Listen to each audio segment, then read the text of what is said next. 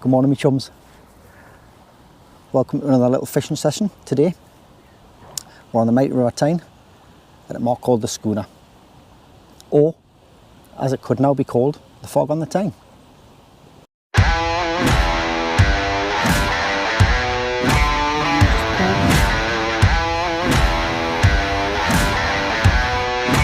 Are you ready?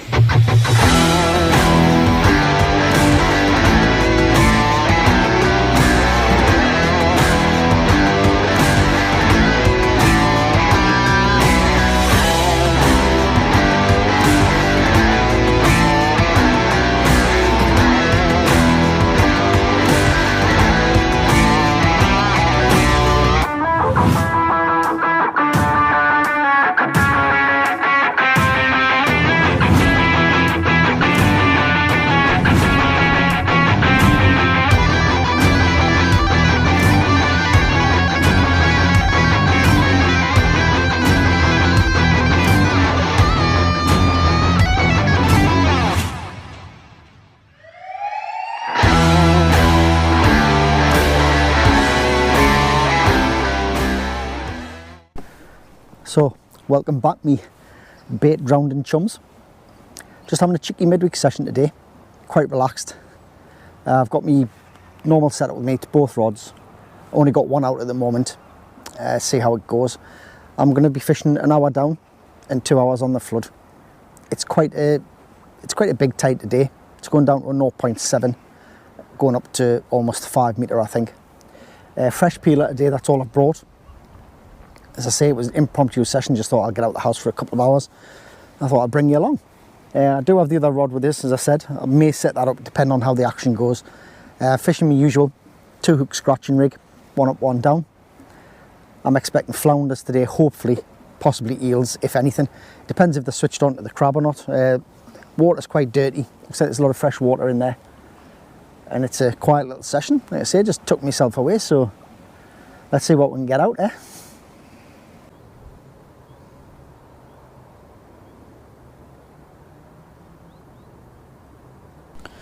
So, as I was just saying before there, this mark is known as the Schooner, but it's so called because of the pub that's just up top here. And they've actually been taken over now and it's called the Fog on the Tyne. Not been in yet. Don't know if anyone local's been in. It's supposed to do some nice food actually. But yeah, I think it's been the Schooner as long as I can remember, but as I say, it's now called the Fog on the Tyne. So, question is, does the mark remain the Schooner, or do we call it the Fog on the Tyne? There's something to think about, eh? Do you change a mark because of its locale and what happens in it? You know, if a pub gets changed or whatever and it's named after a pub or a shop or anything, I don't know. Haven't had any bites as yet. It's first cast out. I normally would expect some action on the flood, to be honest. First hour or two of the flood, I think the possibility of codling will be slim. You do get them, but they're normally small. It's a good mark in the winter here though, if you want to come down and try to get some winter codling out, you know.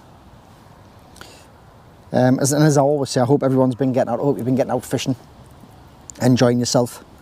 There's more to this fishing malarkey than actually catching fish.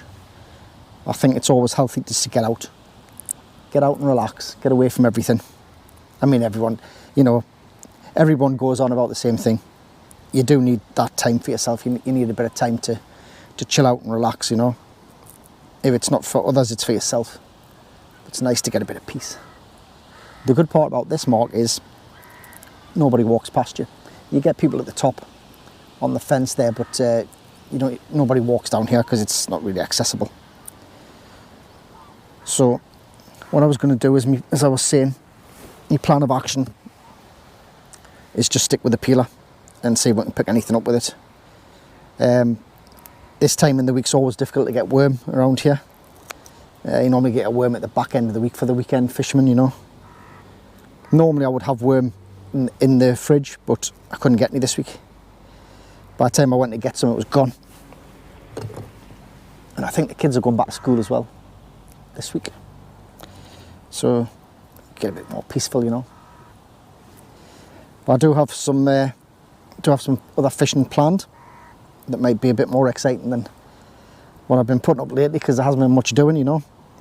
But I've just been having chilled sessions. I'm not precious about catching fish or keeping up with the Joneses or competing with anybody. I just like doing my thing. And it's nice that you come along with us and sit and have a relax with me while you sit and eat your tea, or you're a loose end or whatever. So like I say, we'll fish on with this one rod, probably until bottom tide. If it picks up, I'll put the second rod out. I think I just got a little touch there, might have. Yeah. Well, I'm not sure. I'll check that one. I'll keep an eye on this, but I'll keep you posted, okay? Well, there's my first catch of the day.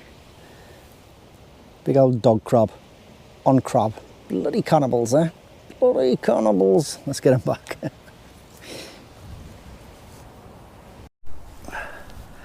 Right, still had no action as yet, so I'm going to stick the second rod out. One up, one down on this one. Same deal. Luminous lead though. Crab on the bottom, crab legs on the top hook. Let's see if we can scratch something out there. That's what it's about. It's a lovely day though. The scene is alright there. I'll just turn you around a little bit. Kind of balanced you because there's very little room here where I'm fishing. I'll put this one slightly downriver, this one. It's on slack water now, so if I can manage to cast without breaking my neck, that is. Just get around here. There we go. Just a little overhead thump. Don't need any distance. There we go.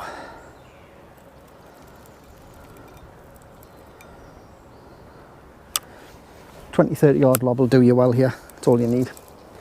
You can put it into the middle if you want. It's only kind of 70 yards to the middle anyway. But I've never found it's done any help us any difference at all. I'll put this one low as well. Trying to keep the rods as low as I can. There's a wind coming from the west, but it's not too bad. I do want to show you something. Sorry, I'm getting right in your face. There's a mark across the river. I don't know if you can see it. There's a little mark just over there where there's 4 pillows going across. I'll try and zoom in for you if I can, but it's just over here, I think, if I can see. Let's have a look. Actually, I'll lift you up so you can have a look. Right. There's a mark across there, so if you follow the end of this to the end, there's a little fence and there's some bollards there. That mark there, that's a cracking little mark in the winter. If you can see, when you look, it bottlenecks there. The tide pulls through really hard. You get some nice codling there in the winter, just chucking 50-60 yards. It's a little bit heavy close in. As you can see, you can just see the rocks at the bottom there, but you can clear that easy. 50-60 yard lob, strong tide pull. You need quite heavy leads in the winter on a big tide. You get some lovely codling there. Access to that is you go to St. Peter's. It's like you're going to St. Peter's Basin if you're local. You go to St. Peter's Social Club.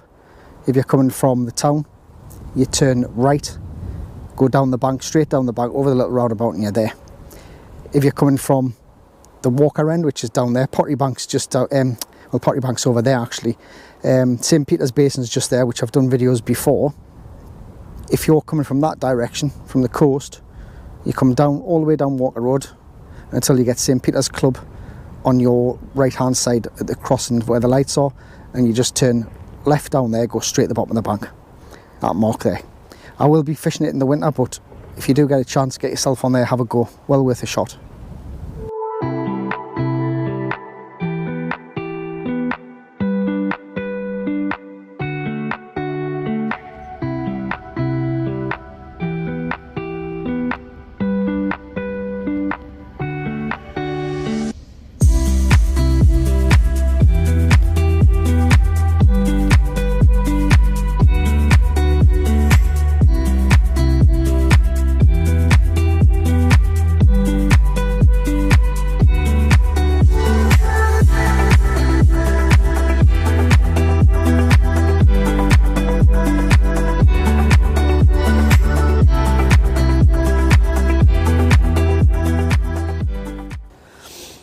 So I've been thinking about some questions for other anglers. I deal with anglers pretty much well, not every day, but half the day of the week, part of my job as well. There's always a question that comes up. What is it that you get from your angling? Do you just like being outdoors? Do you mind if you catch fish or if you don't? Do you pride yourself on being a top angler that's sort of competes, or for the want of a better word, do you want to be better than everybody else? Do you get a thrill out of catching the biggest fish? Do you get a thrill out of catching a lot of fish? What is it that makes you tick as an angler? It's always a question that I ask people. There's so many different styles of angling as well. I mean, some people like the match style fishing. I mean, in the northeast I'm talking here. I mean, I'm not talking about down south or anything here. This is northeast. Some people do like the match fishing. Majority of anglers, I would say, probably up here, would like the rock ends, like the cod season, which is fine. I know a lot of people go away in the summers to fish for smoothhound, rays, taupe. What's your style of fishing? If you had to choose one, first of all, what specimen would you go for, if you could, in UK waters, and what is it that pushes you to go for that fish? Is it just something you haven't caught and you'd like to, or is it something that you just prefer catching above all others? For me, I think my favourite fish is probably, my favourite style of fishing is lure fishing. That's the top of my list. When I can get out and lure fish, that's my favourite style, because it's very close to fly fishing and game fishing. I think secondary to that, I do like me estuary fishing, because I like scratching fish out. Doesn't matter the size, doesn't matter to me with fish. So it's all about scratching them out and getting something in the bag. But I do obviously want to travel a bit more, which I will be doing next year, and getting a few fish that I haven't had for a long time. And I just need to get myself motivated. But yeah, let us know what type of fishing you like. Not necessarily to watch, but what's your thing? What do you prefer? Right, get this one in, see if we've got anything. Don't think so. I haven't had any rattles as such. It's on bottom tide now, so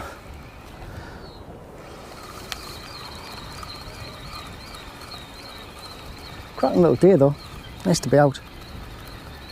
Any day is nice to be out though, innit?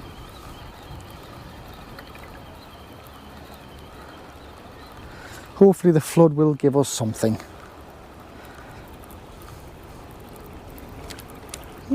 It's a bit wrapped up, that one. Crabs, I suspect. Got to watch it on going off this edge. It would probably be comedy gold for you guys, but not so much for me. Lots of crab activity going on, me chums. Proper cannibals they are. See the tips nodding away. We're on bottom water now. If I'm going to get anything, it's probably going to be within the next hour and a half. That's all I'll be staying for anyway. Just a very short session. Like I say, it's a relaxed, chill day. It's literally on my doorstep. I only live 5-10 minutes away. Just thought I'd get out and get some fresh air, you know, use a bit of fresh crab and see what's happening in the river, which looks like there's not a lot. Normally this time of year, coming down with crab in the river, you'd be bagging up on flounder, but I don't know if it's just my season this year, if it's been poor, or if things have been a little bit poor all around. I mean, people seem to be catching fish. I'm happy to hear it as well. I think I'm just having one of those spells, but you know what, I don't mind.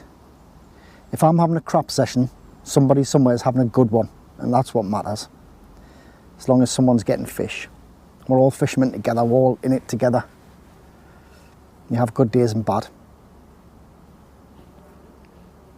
And I have a lot of people messaging us and saying that they're struggling with catching fish and you know, different techniques and stuff, but you know what, at the end of the day, it doesn't matter how much experience you've got. If the fish don't want to play, or if they're not in front of you, you're not going to catch anything. You might as well be chucking sea bait into a freshwater pond. You know, it's just happens like that. You don't let yourself get despondent. You just get back out there and do it, because soon enough you'll have a bumper day. And if it doesn't come soon, don't worry, just keep at it. It's a pastime. It's exactly what fishing is. It's a pastime, and it's You've got to just enjoy it. Like at the moment, I'm sitting here. It's fairly quiet, little bit breeze, lovely sun on my face, just watching me rod tips. It's just, I'd rather be doing this than sitting at home, you know. I mean, depending on what was going on at home, you know. I mean, my wife watches this, so it's nothing against you, but it's not, I'm not trying to get away from you or anything. But it's better than just sitting in the house stifling yourself. And I'm very guilty of procrastination. I'll sit at home and I'll make all these plans in my head to go fishing, and then I can get up one morning and just think, you know what, I can't be bothered. I'm just like anybody else. Yeah, I put my videos on YouTube, but I'm just a normal guy, normal fisherman, and I sometimes feel despondent myself, but I just try to put a positive slant on things, you know, just keep it nice and light. But hopefully we'll get something. When the tide turns, that's the teller. If we don't get anything in the first hour, 2 hours, that's that. But it's been lovely to be out anyway. Right. I think there's been a lot of crab activity on this one. Get this one in, get it changed.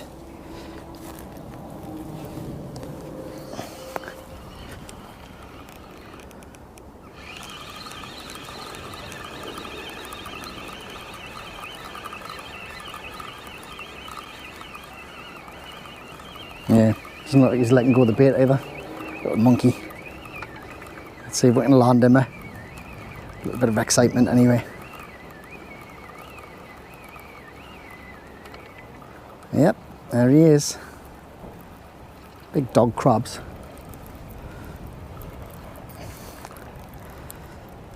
He's got himself wrapped up. Big crabs as well.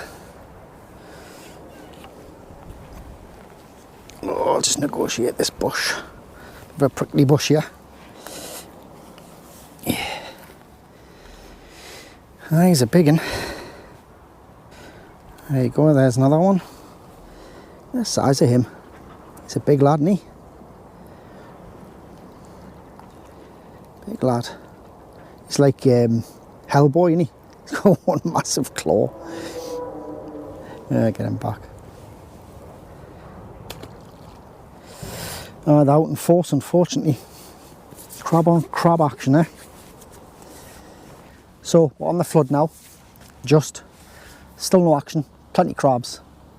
Hoping when the tide picks up a bit more kind of cleaner water coming in on the flood, might spur something on.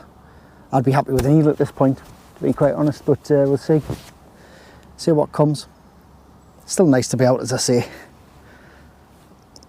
It's not pulling as much as I thought it is, going up to quite a big tide. I mean, it's near on 5 metre, but tends to start picking up momentum about an hour up. But the crabs are just cleaning the hooks. I think it probably would have been worse if I'd been using rag and mackerel, to be quite honest, but it's what it is. It's lovely though. Boiling here. Sweating. But it's nice. It's nice. So I'm going to see these. I've got a I think we've got three peeler left. So we'll pile these out on the flood. See if we can pick anything up just to scratch something out. And then I'll be off ski. Get some nutrition. And maybe it's a cold one. And then enjoy the rest of my day. Hope you're all having a great day. Whatever it is that you're watching this. But yeah, we'll see what happens. I'll always plod away like I do. Try and get something for you. Sorry it's not been very exciting. It's that time of year. Until we get into the colder season, it's going to be like this, I'm afraid. But I've got something really good coming up. But I'm not going to tell you anything about it. It's a secret. Well, we've got a bit of tide now, chums. I've had a little bit of action. Fingers crossed I can salvage something there. It's about, what is it now? So we are half an hour into the flood. So I'll be giving it another hour, see how we'll get on. Well, chums, we've got one of the expected species, and I'm off the blank. Just as that tide picked up, the minute it picked up actually, we've got ourselves a lovely, delightful freshwater snotty. But it's better than nothing. I'm not complaining, especially today, and it's right through the lip, so if I'm careful I can get this off without too much hassle. And that wind's just picking up massively gusty there. Let's see if I can get this little bugger off without too much trouble. Let's have a look, come on. Don't do it, don't do it. Don't you do it. It's just in the lip. Just there. I'm going to get him off, hopefully. Lovely, he's off. There we go. Nice little freshwater eel there. Back he goes. It was inevitable with crab. It was going to happen. Got a feeling I might have one on the other one as well. Yuck. Yucky cucky. We'll get this one straight back out, and actually the crabs must have subsided completely because the bait's hardly been touched. So what I'm going to do is I'm going to chance my arm. I'm going to give this a squeeze and it's going back out because it must have try and get the eel. We'll try and get the eel slime off it. It must have been on it pretty much straight away. The minute you get that tide, it happens every time. But I've got to be honest, I've never been so happy to catch an eel in my life. It's best off the blank. Right, get this straight back in.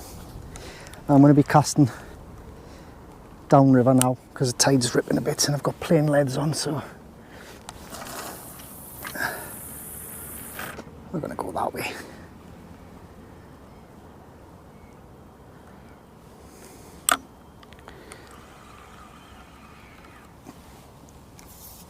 Right.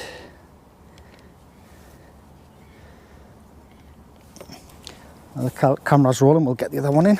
See if we've got anything, because it was knocking away as well, but there's a chance that it's another snotty on there. Let's have a look.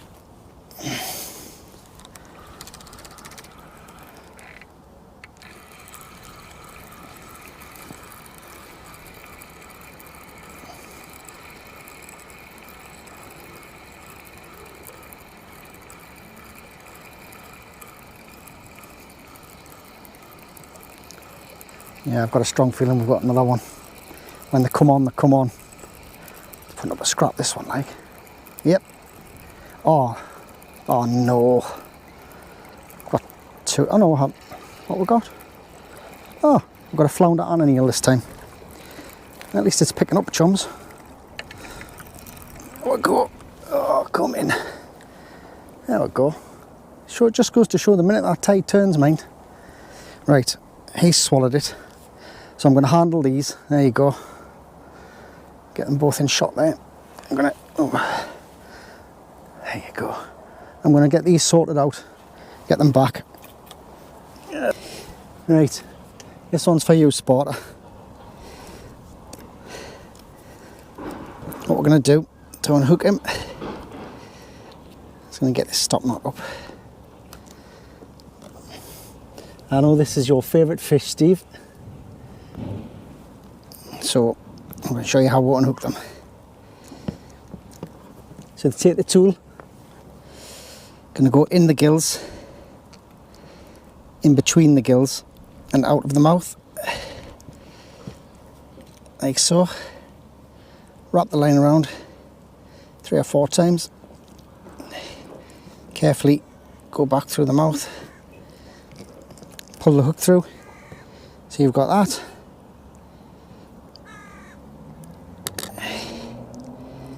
Like so. I'm going to push this hook back through so it pops. Now I'm going to pull it out. Like that. There you go, Steve. We're going to get you on the flounder. Perfect, unharmed. Get him back. It's got lovely spots on that one. Get him back.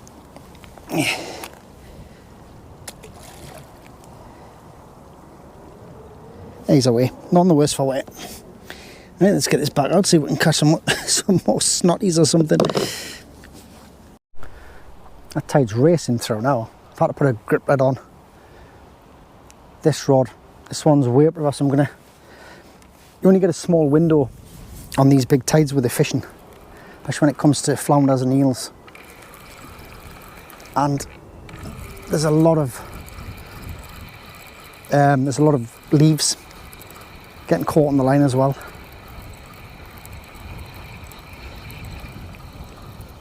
Yeah, there's a lot of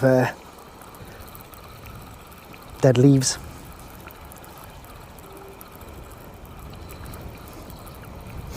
Never ceases to amaze us on the river though how you can get that, I'm stuck in the eye, you can get that little bit of tide pull and you'll get a quick succession of fish and then nothing. Once it gets too much, they just come past, they don't hang about. It's a lot of that grassy stuff. Well, to me face again. Nothing like the taste of the Tyne in the morning. It's that really horrible grass as well. I think that's it, if I got it off. Just this little bit. Yeah, I tend to prefer the Tyne on it, like a mediocre tide. You'll always say that, you hear us saying that when I'm fishing in the Tyne. It's normally a smallish tide. Winter's a bit of an exception. I do prefer a lot of tide run if there's codling in the river. Right, I'll get this bait up and back out. Well, my chums, the tide's pushing hard now. I've hit the 2 hour mark that I said I wouldn't go past, so I'm going to call it. I'm going to get the gear wrapped up. Glad that we got something for you on camera at last though. Wasn't a boring session. Just remember though, from what you've seen, if you're match fishing and you're new to it, that's how things can go. Catching fish like that in short succession in such a small time space can be the difference between winning and losing. So you have to be prepared when you're fishing. Doesn't matter if you're pleasure fishing or match fishing. Actually, when that tide turns, you have to be prepared. That first 1.5 hours of the flood to 2 hours is a prime time, especially in the river. Best time for here, slightly smaller tide than we've got now. This is going up to a 5 metre. I would probably suggest a 4m2 to 4m5 here, because the tide comes around the corner so quick and whips your gear around. On tides like that, you'll get longer here. You'll probably get fish up to 2 hours after low. I'm going to get packed away. Thank you very much for watching as always. It's lovely to have you on my adventures, even though they're small ones like this, just close to home. I'll get the gear packed up and I'll see you again in the next one. So take care and tight lines.